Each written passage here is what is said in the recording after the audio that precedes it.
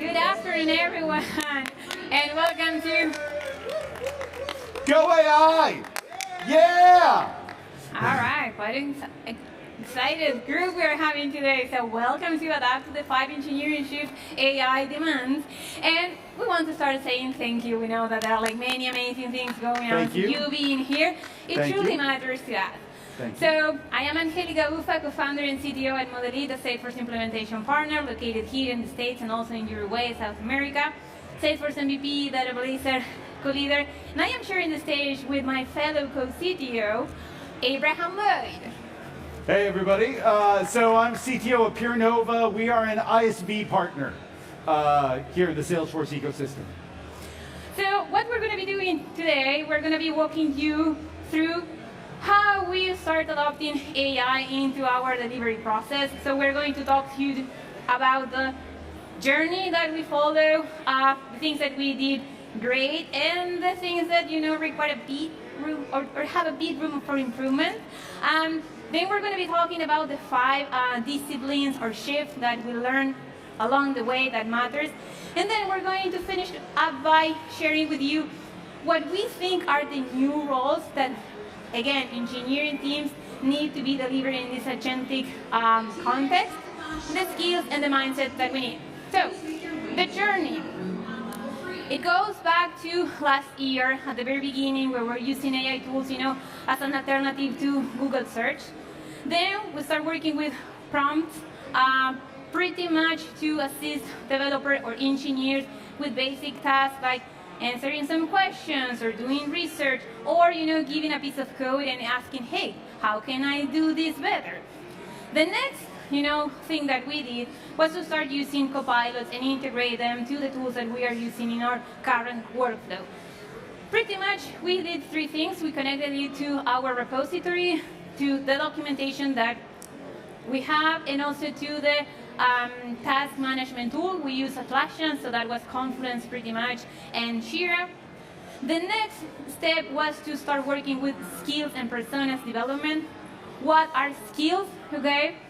Pretty much we have to define what knowledge matters to the work that we are doing and feed that to the AI as an input so the AI can use that when we are asking questions or when we are asking it to deliver some work for us. And then personas. Personas describe stakeholders that we interact with on a daily basis. They can be technical or maybe business stakeholders. And the idea was, once we have the output given by the AI, run that by that persona so we can get feedback and they can go by, this is a pretty decent implementation, good job, or this is not really what I want to, and then you need to start iterating until you get the persona approval. And now we're getting into the AI-driven delivery phase, and Abraham is going to tell you about it. So, all right, so who's using prompts today? Just like show of hands. All right, who's got Copilot integration? Who's working with like GitHub Copilot? All right, who's creating skills? Who's using personas? Nice. All right, so here's where we're at right now. And so you think about this journey evolving over the course of a year. What we're doing now is we have a framework. Who here has heard of superpowers or GSD? Right, all right, so these are agentic delivery frameworks. We decided to build our own so that we can really compress the time it takes to create requirements, validate requirements, implement, test, learn, implement again, and then ideally produce whatever outcomes we want, all right? The idea with this is that we have multiple sources of context that we can pull from to be able to define what do we want to build. We take these, we put these through our multi-model framework, gives us the ability to scope, plan, investigate, debug, deliver work, and then validate what's delivered, and then iterate on it. One of the weird economics for delivery that's kind of evolved is that it's actually significantly cheaper today to build and learn than to spec and then build. You still need to plan, but you don't need the best plan to get started and learn from it. And then with this, we're able to render outcomes to whatever modality we want. And so if you think about delivery, you think about software engineering, today it's not just about software, right? We want to be able to render documentation, end user presentations, UX, UI, Lightning Web Components, code, Apex, Flow, however that looks, as well as tests, as well as package. The point is that by embracing this framework, it gives us opportunities to iterate and automate multiple parts of the things that drive our business that can be now contributed to by engineering. So, okay, time to talk What about we got wrong. what we got wrong. So, how many of you are engineers? Yeah, who's an engineer? Raise your hand. Okay. Right on. What do you like doing? Do you like to talk about or think about technology? Raise your hand. Yes? Okay, so when we initially, start thinking about this, it was like, okay, this is a new technology that we need to adopt, so let's adopt it. And we start thinking about the technology, the type of model we were going to be using, the tooling, if we were going to be using a CLI, how we were going to integrate that into Visual Studio Code, the integration architecture that we were going to put in place, Yes. Very technical things. And this is, I talk a lot about how you can address technical debt, and I always go by. When you have to address technical debt, you have to start thinking about the process, the mindset, the people, and then about the technology. But what did we focus on first? Technology. Not process, people, and stuff, right? Or So- feelings.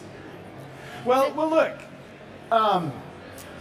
The things that we missed on were the human things, right? And one of the things that I find really encouraging about TDX is this really seems to be a front and center consistent concern, right? That this technology is amazing, but it's incredibly disruptive, right? It's disruptive at a personal level because one of the things I tell my family is never in my life did I think that by choosing this career I would be replaced by AI, but here we are, right? Like confronting that. And so look, things that we missed here, team trust and alignment, right? Auditing, part of, and we'll talk about this in a few minutes. One of my biggest pieces of advice is audit everything. Audit everything that you do, that you say, that you contribute to the AI, and audit everything the AI produces, so that way you have something to exercise and examine, all right? Who here has trouble governing AI with prompts? Like, you give it 10 things to do and it says, hey, I got them all done, I did the 7 most important, and you could do these 3 later. One of the things that's challenging with governing AI is that, look, it's behavior, prompts drive behavior, but they don't really drive it, they influence it. It's kind of a well-informed suggestion, right? And so you need to have governance. You also need to be able to manage the context that you provide the AI, know what it is, if it's being successful, and how to adjust that. And then lastly, and this is really big too, comprehension. And this is a human thing, right? Because who here has vibed, right? All right, so whether you're using Lovable or Agentforce Vibes, now let me ask the other question. Who here understood what they vibed? That's kind of my point, right? And so we, as engineers and technologists, it's a human need. We need to comprehend. If we don't comprehend what we're doing, regardless of how valuable it may be, it is dissatisfying. So, the actual results that we, got along the way. The first one, adoption was unequal across all the team members. Juniors embraced AI. Why? Because it was a way to close the gap, their experience gap, their learning gap. So they were really happy that we were giving them that tool. However, seniors, they were not that happy and they kind of resisted that. Why? Because in some way they were seeing AI, as unfair competitor that was taking away all the hard work and experience they earned, along the years. And then this wasn't a tool problem, okay? We couldn't explain or we couldn't articulate why we had like to learn this and start adopting and embracing. It was like, okay, AI is here to stay, let's just use it. Yeah. AI harder, right? You need to AI more. You're not AIing enough. Can we AI more together, please? None of that worked. And finally, we were not teaching them. It's like, okay, here's the framework, here are the tools, start using it. And we realized that we needed like enablement sessions, walking them through, sharing the true value, and also finding alignment with them. It's like, yeah, it is a tool, it's a new way of doing things, and this is how we're going to be moving forward. All right, so look, there are a handful of shifts here that I want to speak to, but all of this gets back to really fundamental stuff, right? People, process, technology. What's the technology that you use? How do you empower people to use it and really enjoy what they're doing? And then what's the process that you use to govern this? All right. The first shift, though, was we needed to understand where we were failing and why, right? So look, audit everything, right? When you're working with these coding harnesses, have them audit everything that they do, audit the prompts, audit the outputs they produce, audit the tickets that they create. The number one initial investment that we made was making Jira a system of record and doing this seamlessly so that engineers no longer have to manage tickets. All right? Second thing, capture knowledge. Now, look, I feel engineers are very knowledge driven, right? But that knowledge tends to be tribal, right? The bigger an app gets, the deeper an app gets, the bigger a team gets. Naturally, people on the team evolve into owners of pieces, and it's the combination of those team members that collectively produce the knowledge necessary to manage the system. No one person owns it, right? It's the team. But now we have to give the AI that knowledge to be able to make those kinds of decisions, or at least know what to use to drive decisions. This gets into the next thing, context. So look, I think context is a very overused word. But what this does is it gives knowledge intent for the AI, right? If you have knowledge, but you're not really providing context about when to use it or how to find it, this is where the AI can drown, right? You're flooding it with things instead of giving it focus. So knowledge with intent, that's how we want you to think about context, that's how we think about it. Now, governance is next. I can't tell you how many times we've extended our framework only to see Anthropic has released a feature 2 weeks later that does the thing that we did, right? You have to be able to govern how you implement and how this evolves. You do this with congruence. Now, with multiple people using AI to solve different problems, everyone experiences success, right? Or varying levels of success. But in order for that success to really be a signal, you need to be able to align what makes that outcome successful and measure, am I seeing more of the same thing? You can't just go off of one instance. You need to establish congruence on how you're measuring success and is it producing the outcomes you want. And so look, with this, if you have an AI thing, you audit what you have, you evaluate it, you see how you can improve it, and when you're going to look for improvements, you're going to apply those to people, process, or technology, or all three. It may be something about how you prompt or how you ask. It may be something about how you audit. It may be something about what model you use or how you constrain the model's behavior. But you have to look at applying changes across all three and keeping them aligned. And so what's great about this is not new, guys, okay?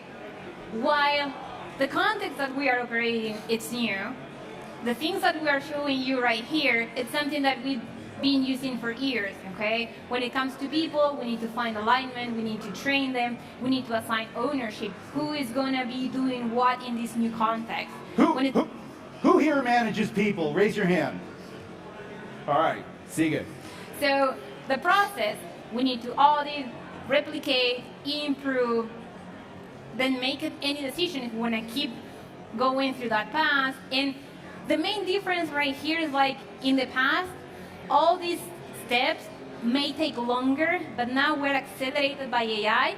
So, building, validating, deciding, we can move very fast. And if we need to discard the solution, it's not that expensive as it was in the past. And that technology, we are going to evaluate different tools, different models. We are going to instrument, we're going to integrate those tools to our existing workflow. Task managers, code repositories, they are not going to go away. No. They are still going to be there. And then, of course, we need to govern, as Abraham was saying. So who manages people? Show of hands one more time. Who manages process here? Who manages or works with technology? So look, you guys know this, right? It's just a new medium. All right, so look, what we're showing here is our AI delivery architecture, and really how delivery is dependent on context knowledge, being able to audit sources, and token management. You need to have observability across all of these, right? You need to be able to understand where your knowledge and context is coming from, as well as what you're passing to the AI. You also need deterministic governance. One of our biggest learnings is recognizing fundamentally that you cannot govern model outcomes and behavior strictly through prompts. You have to put process and guardrails around what the AI does to be able to produce consistent results. If you're trying to do this with prompts, it will not work. Salesforce just introduced the hook architecture for Agentforce. Anthropic and OpenAI and Google have this for Gemini, Claude, and ChatGPT as well. You need to be able to put deterministic hooks and constraints on what the model does to raise the floor of what consistency looks like. All right, so now we're going to talk about the 5 shifts. You did an amazing explanation already, so to be time effective, we're going to be going very fast. So, of course, first of all, audit, it might seem obvious, but you really need to keep track of 4 things. The instructions you're giving, the scope, the plans, the analysis, the output, and the token cost. Why the token cost? We know AI right now is cheap, we don't know for how long, so you really need to be able to track all those things. Why is that important?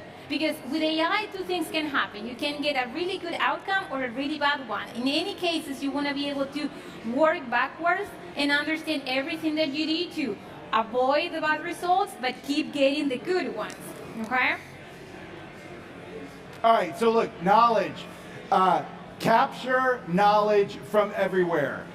Point your AI at your documentation, your help tickets, your ticket system, your code base, right? And have it pull out knowledge that it can leverage and turn into context. If you're not sure where to get this from, ask it what sources are available and where it can pull knowledge from. Store this in Markdown. Just use this as a stepping stone to understand what you have so you can operationalize it. This is the starting point for context, right? Everybody talks about context. Now you provide the model with context. You have to start with knowledge first. Context will be a refined version of this, again, that comes with intent. Sigue. So context, okay? It's not just about, the prompt, writing a beautiful prompt, describing everything that you need. It's, about giving the information that the AI needs to be able to operate and give you the result that you are looking for. That's the context, okay? What happens? We need to find balance. If we don't give context at all, the AI is going to try to fill the gap, and it's going to try to make an educated or give you an educated, best educated answer. And lies. We know what happens with lies. That. It can be good or it can be bad.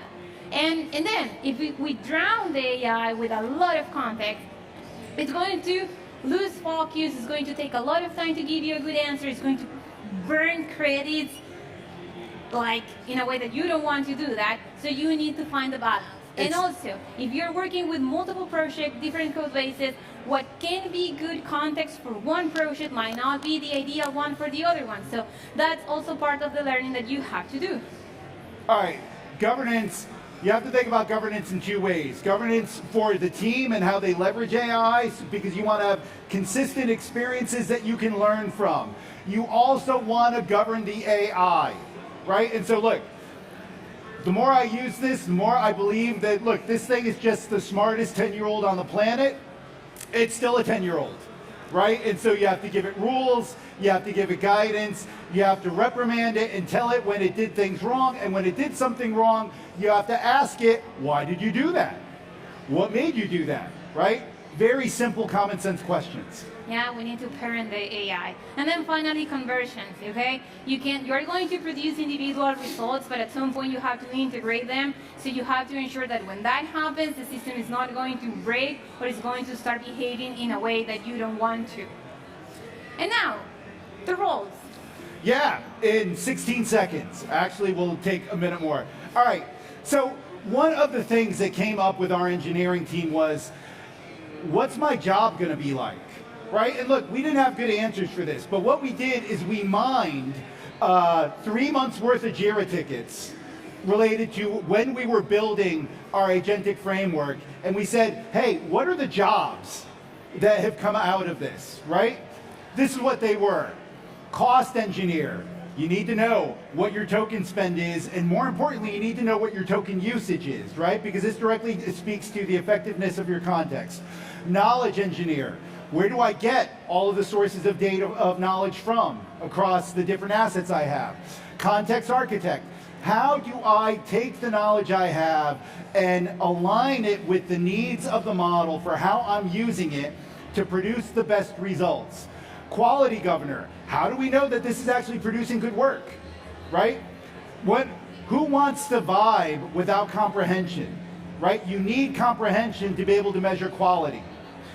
AI Capability Scout, this is my favorite because I swear to God, these companies are making me tired, right? If for any of you that track YouTube videos about AI to see how the industry is changing, what's it changing in the industry, this is actually a part-time job.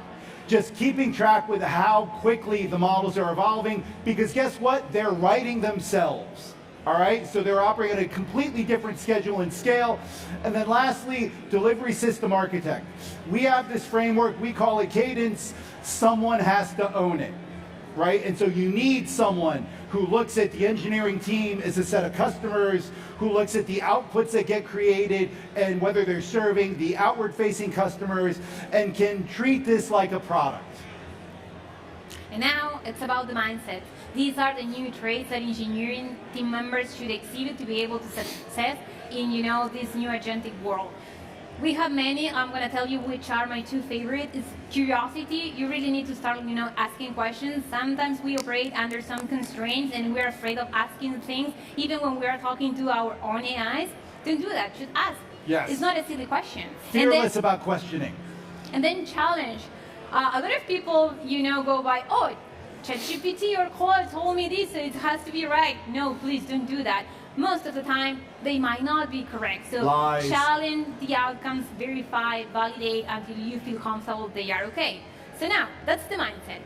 And then there are new competencies or technical skills, hard skills, you name it, okay, that go along to the role that we described in the previous slide.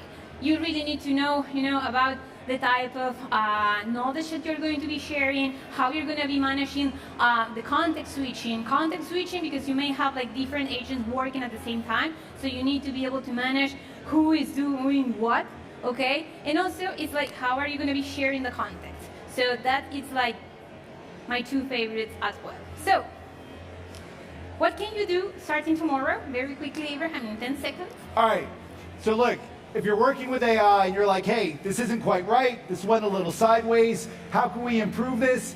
Go back and find that thing, all right? Simple questions, what worked and what didn't, and break this down to the root cause. And look, you may not be able to find the root cause, you may not have audited what you needed. This is exactly what you want to get to, right? You want to get to the point of, all right, what do I need to audit to be able to repeat this? And then exercise the same thing again to get to a point of convergence where you establish a structured learning result, and then you can move forward. All right? audit, repeat. When we make changes to our framework, we have tests where we basically have Claude redevelop the same thing 5, 6, 10 times to be able to look incrementally what's different about token usage or the time it took or the reliability of the approach. This really gives you power, right, and certainty, right? It helps enable comprehension. So put yourself in position to learn as fast as possible. Make mistakes, they matter. That's the way that we learn, and make them quickly. And with that, we want to say thank you so much. Fill in the survey. That's how we're going to make it better next time, especially shorter. Tomorrow, by the way, we're repeating the session, so if you want to see us again, please join us. And there's going to be a summary. I think that's going to happen after tomorrow's session. That's the one that we're recording. And again, thank you so much. Yep, thank you, everyone. Go Birds.